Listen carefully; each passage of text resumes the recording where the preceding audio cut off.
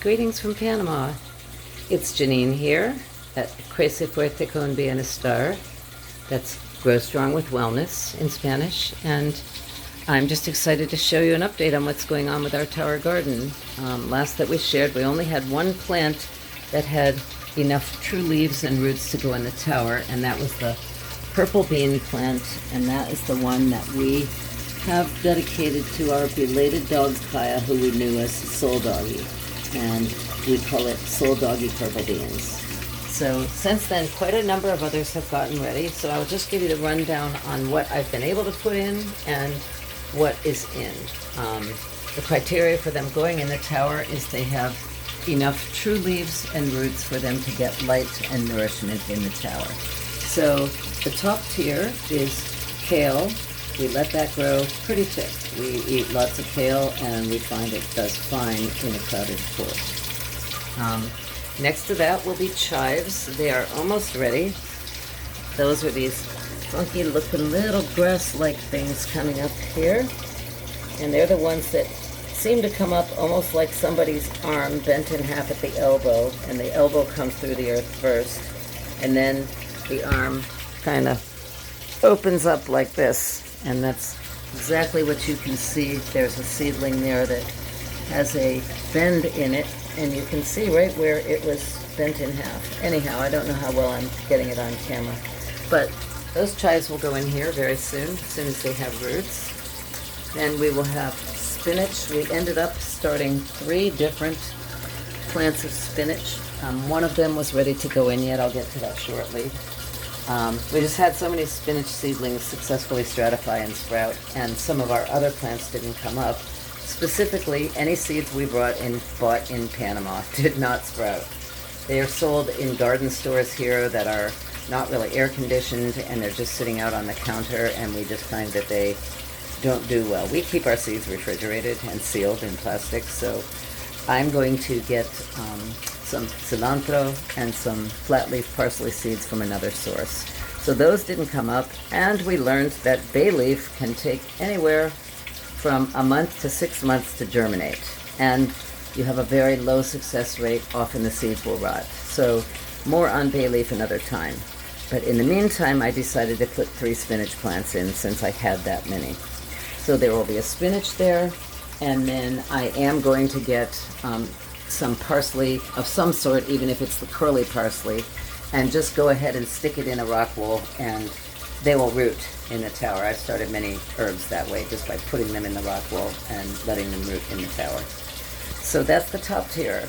On the second tier, we have basil, and it's in, I believe. Let me see, yes. So here's the basil, and I've got basil right back here. There we go. And it's just the green basil, typical Italian basil. And then in the front, arugula. And the arugula does really, really well. That's another one that we find doesn't mind at all being crowded in the court. We think it's great. We love our arugula. We just selectively harvest that, and so that's our arugula. I won't really thin that anymore. Next to that is what we are calling Selena's purple basil. Selena is our late student who was from our Tower Garden internship program. She passed away last year, and she really truly loved purple basil. We have 2 really well-established seedlings, and a 3rd new one down in there. You can just see the 3rd new one growing. So once those have true roots, they'll go in here, and then the sage will go in the back. These are the sage seedlings here. They just do not have good roots on the back of them yet. I don't think. Let's check today. Nope. So once the roots from the sage are coming out the bottom, they'll go in the back of that row. So next tier down in the front is our romaine lettuce, and we have decided to narrow that down to 3 heads. We have mentioned we tend to grow romaine lettuce kind of a little bit more like a selective harvest. We don't ever really truly develop them into heads. It takes a lot of work, and I don't want one port to just be one head when it's something that we use almost every day. And so we tend to selectively harvest it, but nonetheless, we don't want to crowd the port on a lettuce that does grow more like a head. So that's the romaine lettuce. We also have Tom Thumb Butterhead, and that's this. Same thing, we could just narrow it down to one head, but we tend to grow that more as a selective harvest. And so that's our Butterhead. Then we have a spinach plant in here. We did have one of the three that was ready to go in. Let me see if I can get a better view. One of the three was ready to go in. There's the spinach there. And there are two more coming down here in the front and the back here. So we are also expecting pansies, but I don't know if they're going to germinate. So if not, I'm going to get fresh pansy seeds because they're really pretty and they're edible. We want to put some color in the tower. So on our next tier down, one of our favorite greens we just discovered in some of the latter years of our gardening, it's Mizuna. We learned about this from the Colorado University at Boulder Tower Garden Urban Farm. They actually feed the whole campus fresh greens from their Tower Garden farm. And they use Mizuna because it germinates very quickly and it grows fast. We started this a week later than everything else, and you can see it's about the same size. And the only reason it's not as prolific is I thinned it a fair amount. They grow fairly large leaves, and they get a really pretty textured leaf, and I'm not sure if you can see, but their true leaves have kind of jagged edges on them. So they're really pretty, both in terms of the shape of the leaf, the design, the color, and they just make a nice contrast in your salad, both in terms of flavor. They're in the mustard family, so they're a little spicy in flavor, kind of like arugula, so we mix them in with other greens. Then, along with the Mizuna, in this port, we are going to have poblano pepper back here. We did get one poblano successfully germinated. That's this one right here. And then on the front, Jamaican red Scotch bonnets. We did get one, possibly two of those germinated. We think a second one is coming up. Cute story about the Scotch bonnets. The kids wanted to know why they're called Scotch bonnets. Well, the peppers look like little red Scotch bonnets. And so this is a picture of Paul when he was a volunteer in our Tower Garden internship program.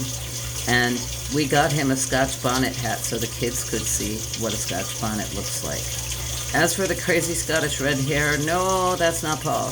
He shaves his head. He's joked for many years that he wanted to get a dreadlock wig, and we told him, no, you can't have dreadlocks unless you actually grow your own hair. But we will allow you to wear the fake Scotch bonnet red Scottish hair. So we sadly lost this Scotch bonnet hat in our fire in Colorado, along with, I think, 3 of our towers. But we have the picture of Paul in the Scotch bonnet hat. This was his ID badge for the days he came in to volunteer for the Tower Garden program at our schools. So the Jamaican red Scotch bonnets, I also learned, of all places, from the Netflix movie series Outlander, that the connection between Jamaica and Scotland is that Scotland did some colonization in Jamaica. And of all places, I learned that from the series Outlander. So that's why they're Jamaican red Scotch bonnets. Let's see, from there we've got, in the far back will be radicchio, and that's the cute little red head of, it looks kind of like a red cabbage, kind of like a lettuce. I did thin that down to just one of the strongest seedling, and that I do train into a head because it's just adorable. And it doesn't really do that well as a selected harvest leaf lettuce, and so that one I will train into a head. I use like a gardener's tape or a florist tape. It's not really sticky, it's more like kind of a cloth, semi-sticky but not like adhesive tape. And you can use it to train, to hold the leaves up and then rearrange it as the plant gets bigger. So that will be on the back of the tower, or perhaps I'll move that to the front, we'll see. It's really an adorable plant. On the bottom, we'll have another one of the spinach plants here. I believe I showed that we do already have the Soul Doggy purple green beans in. Well, that's an oxymoron. They're either purple or they're green, except they are green inside. So look, they're getting lots more true leaves, a whole bunch of leaves coming in there. And these are dedicated to our late dog Kaya, who loved purple beans. Another one of the spinach will go here. We have Roma tomatoes. Sorry for my hand in front of the lens there. And I have decided to go for broke and leave 2 plants in there. These are bush varieties of tomatoes. They're not vining. And even though they do get fairly big, I'm just going to try it and see how I do. If it becomes too much, I'll cut one out. But I love Roma plum tomatoes, and I'd just like to see what happens. We hand pollinate. We've done this successfully more than once, both with the peppers and with the tomatoes. And then in the far back of that one will be a habanero, and I'm very excited that under the seed germination box, I just discovered this morning we in fact have a sprout on one of the habanero seeds. I had almost given up, and yet I know peppers take a long time. You gotta be patient, you gotta be patient. So I believe we will have a habanero pepper plant, and that'll be in the back of the bottom row. So that's what we've got going on. Once the spinach finishes up for the season, we'll substitute other things in. Hopefully by then we will have found some cilantro and some flat leaf parsley, or if our pansies don't come up, we will find some other edible flower that we can put in there. So just to give an overview, this is our tower, and over here is our, oh, this is so sweet. Our neighbors made this. Paul's, one of our themes is swans, because they mate for life. This is Paul and me at the end of our first month of traveling together. It says best day ever on the frame, because that was the day that we committed that he was going to move to Colorado and live with me. And the twin goats are because we at one time actually considered adopting pygmy goats as house pets. Yes, we really actually thought about it. Then we read that they can jump up to 20 feet and they eat furniture. We ironically found these in one of our favorite restaurants. Actually, it's the restaurant where this picture was taking place, the Huckleberry Restaurant in Louisville, Colorado. They sell all kinds of novelty items, and this is from a local pygmy goat farm, and they sell canned goats.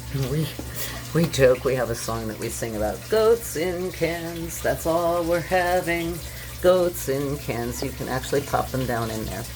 We're so happy they came to Panama with us and did not get lost in the fire in Colorado. So let me just give you a quick runaround of our Crece Fuerte con Bienestar room. Remember that this is temporary. This is in our rental house. Our Grow Strong room in our home that we're building will be larger than this, but on the left side we have our tower garden. These are some tubs of office supplies. This is a very small power backup battery. It's just enough to keep the water, maybe to run about 15 minutes an hour, and not the lights, but our new house is going to have a whole house generator, automatic whole house generator. I'm sorry, Joe, we've decided we're not even going to go with the solar backup. We lose electric often enough here that we're going to have an automatic full house generator system. So Joe does sell a solar powered battery backup system for tower gardens. So for those of you who aren't, for those of you, you'd think I'm back in the Pennsylvania Dutch days. For those of you who aren't interested or able to get a whole house generator, Joe has a really wonderful system available. This is really designed for a computer system. It's not going to run a tower for not even the water alone, let alone the water and the lights. So anyhow, spanning around the room, yes, I do have a bicycle in here. Why? Because I just got my first ever Panama bike. I gave my e-bike away because it's cost prohibitive to ship, not a bike, but an electric battery to Panama, and I gave the bike to our friend from the Red Cross who helped to rescue the things from our garage, are the only things that were saved, including a second tower garden. Unfortunately, we had two in the house and one in the front yard that perished. So my bike is in here. because I don't want it to get rusty. Anything that's outside is rusty in no time. The J9 and Paulo. My nickname in the United States is J9 for Janine, and in Panama here they call me Otra Nueve, and Paul's nickname is Paulo. And it's really funny because after we were here for about a year, somebody said, you know, really your name in Spanish is Paul. You don't need the O. And we said, we're sorry, we're not changing it. We've been saying it this way for over a year in videos, in photos. It's written in the sand on the beach, Jota Nueve y Paulo, amo Puerto Amuelles. We're not changing it. So this is us, Jota Nueve y Paulo. And just to pan around, this is our Grow Strong with Wellness, Tower Garden and Wellness and Healing Arts room. We've got a padded, kind of a jigsaw puzzle piece floor here that's easily removed. I do yoga in here. Paul works out with weights in here. And we do have a professional healing arts massage table back here. It's a classic massage table. We keep it folded up because we want the space available to hang out in here. So we just got a couple little papasan chairs with cube footstools. But we are both certified in Reiki and quantum touch healing arts and some other forms of energy healing. And there's a Panamanian massage therapist who's available to come to your home. She has her own table, but it's kind of nice if when she comes here, I'm on the comfort of my own table. So I'm going to start having her work on a shoulder I'm having trouble with. This is a beautiful, beautiful trees of life, kind of medicine shield that my sister-in-law's sister-in-law, because my brother's passed away, my sister-in-law's remarried, so her new sister-in-law makes these as an art. Her name's Debbie Larian, and I bought this as a wedding gift for Paul and me. And I love that hanging from the trees of life is the key. And it's called Entwined is her name for this piece of artwork. They're entwined both in the leaves, in the branches, and most importantly, their roots all the way down are entwined. So this is our healing arts room. We've got storage, plastic storage tubs, Grow Strong stuff, Tower Garden stuff. We have Tower Garden stuff down there, Tower Garden stuff down there, and in there. And that serves as a makeshift spot for a paper shredder paper cutter, because I just really love having a paper cutter. Here are seeds for plants that we're going to plant outdoors, including some of our favorites. Dwarf sunspot sunflowers. Those have been our favorite flowers to exchange as a sign of our love and hope for years. I carried a bouquet, actually a vase of them, in Paul's and my wedding in October 2021 back in Colorado. And I was carrying those flowers on the day that I found by the side of the road our little puppy Sunflower. And she wasn't named Sunflower at that time. I came home with a picture of her crying, saying, I know we can't adopt her, but we have to find a home for her. And Paul said, oh my God, I think Kaya's spirit sent her to us because Kaya knows we can't be okay without a puppy. And he saw the sunflowers bouquet that I had in the car, because they're really easy to find here in Panama. And he said, her name is Sunflower. Go back out and get her. And I got her and we adopted her, and that was that. Hi, Sunflower. Her name is Sunflower, or Girasol, which is sunflower in Spanish, or most of the time we call her Sunny, or any kinds of other names. She's very sleepy right now. I love you, Sunny Bunny. I love you. This is back to the Grow Strong room, why the sunflowers are important to us. We also have a really beautiful set of drop-dead red seeds. They grow tall, crimson red sunflowers, and just a number of other things that would be not suited to the tower, like radishes. And you can grow cabbage in the tower, but they'd be taking up one port for one cabbage and take a long time to grow. And we think we're going to try our hand with growing those outdoors. And these are some zinnia seeds. These are actually seeds of, I don't know, some kind of endangered tree from the local Reserva Forestal. But those in there are zinnia seeds my neighbor Maritza gave us. We have decided that we're going to wait. We want to plant these plants on our land. We think we'll probably move there by about April or May. So we keep really great records of what we've grown, what we've done. This is our tower gardening folder, and we just have a really good time of it. These are more storage shelves, and over here is our Plan Your Perfect Garden sheet for this particular season's garden. It's our first garden in Panama. So I'm super excited. It's going well. First plants are up and running, and when I woke up this morning, I was like, yay! They grew already since I put them in it last night at like, I don't know, 11:30, 12 o'clock. So life is good.